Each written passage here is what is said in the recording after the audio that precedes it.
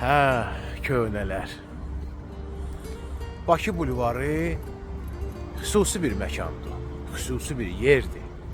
Hər birimizin həmən bu Bakı bulvarı ilə bağlı çox saylı xatirələrimiz var. Demək olar ki, hər qarışı belə piltə-piltə getsək, o başdan bu başa kimi hər bir daşın, hər bir addımın, hər bir ağacın söyləmək üçün ürək qədər sözləri var. Hələ bugün bax bu dumanlı havada bu yerdən keçərkən mənim yadıma bir xatirə gəldi.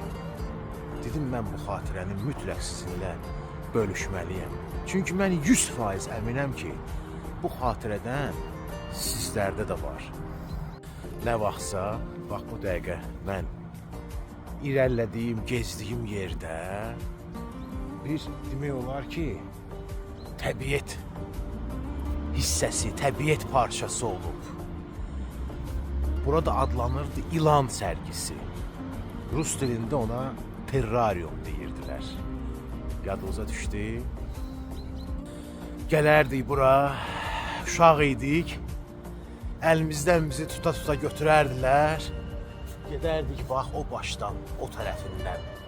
Bilet alardıq, bir amma belə bir kassası da var idi, alüminiydən. Həmişə də belə bağlı tər idi. Gəldim belə yaxınlaşırdım. İçəridə belə oturmuşdular, heç görmürdüm, qaranlıq idi. Pulu uzadırdım, bileti alırdım. Başlayırdı əsl səyahət içəri. Girirdim belə içəri, belə bir tər qoxu gəlirdi. Day heyvan saxlayırdılar da içəridə də. Hər yerdə də ətrafda bax belə yekə akvaryumlar var idi. Həmən özdə o yerin ən belə nəyə görə ora cəmaət gəlirdi ki, ilanlara baxmaq üçün. Yəni cürəbəcür heyvanlar var idi orada. Amma ki, əsas yəni ki, belə deyək də, oranın xalq artistləri ilanlar idi. Sizin üçün nə üçün? Sizin üçün necə daha doğrusu? Mənim üçün həmişə o ilanlara baxmaq çox ləzzət eləyirdi. Hətta bir dəfə bir səhnə gördüm orada, o ilə üzbəüz gəldim, rast gəldim.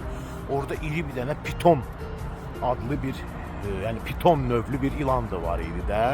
Arada olurdu ki, bir də görsən ki, ona diri dovşanı atırdılar qabağına. O piton da dayanırdı, bir də gördün, yaxınlaşırdı.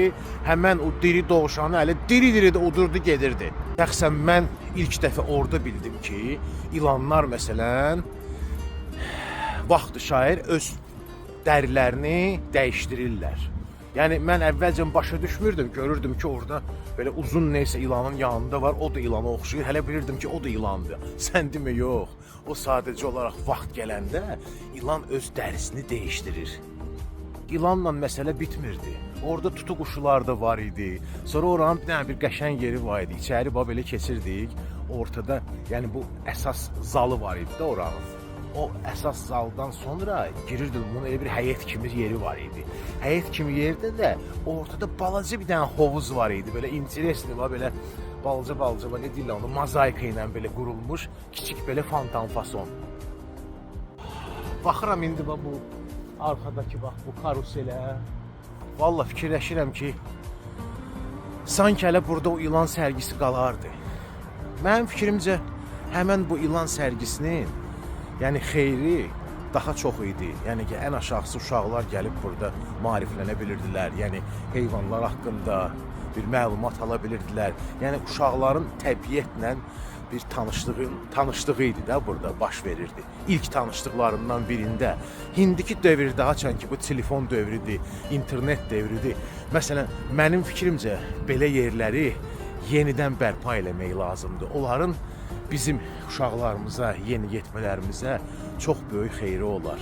Sizdən də xahiş edirəm, indi ola bilər bəzi şeylər yox və çox şeylər mən unutmuşam. Nəsə mənim diqqətimdən, fikrimdən qaçıb. Sizin əgər nəsə xatirələriniz varsa, məhz bu yerlə bağlı bölüşün. Qəlbdən qəlbə bu qədər.